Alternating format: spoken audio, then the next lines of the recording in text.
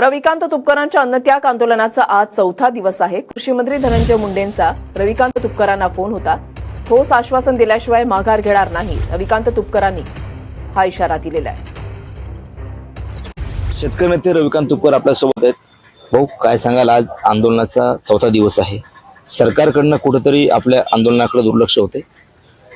मुळामध्ये सरकारला शेतकऱ्यांचं आंदोलन मोडून काढायचं की काय अशी एक भावना सरकारची दिसते आहे आणि शेतकरी मेला तरी चालेल पण आपलं सरकार टिकलं पाहिजे अशी त्यांची भावना आहे। काल कृषी मंत्री धनंजय मुंडे यांचा फोन आला होता, काय चर्चा झाली, नेमकी काय आश्वासन दिले त्यांनी?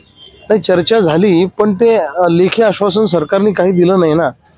ते म्हणले तुम्ही उपोषण सोडा आणि मग आपण असं म्हणजे करू, पण लेखी स्वरूपामध्ये काहीतरी सरकारचं आलं पाहिजे ना।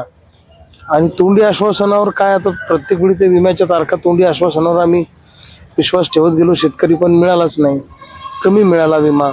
पण किमान शेतकऱ्यांच्या सोयाबीन कापसाच्या दरवाढीच्या अनुषंगानं पावलं उचला, पीक विमा द्या, कर्जमुक्ती करा, नुकसान भरपाई द्या, या गोष्टी करा ना। मला काही करायचं नाही, मी मेलो तरी चालतो, परंतु सरकारला माझा जीव घ्यायचा आहे असं माझं स्पष्ट मत आहे।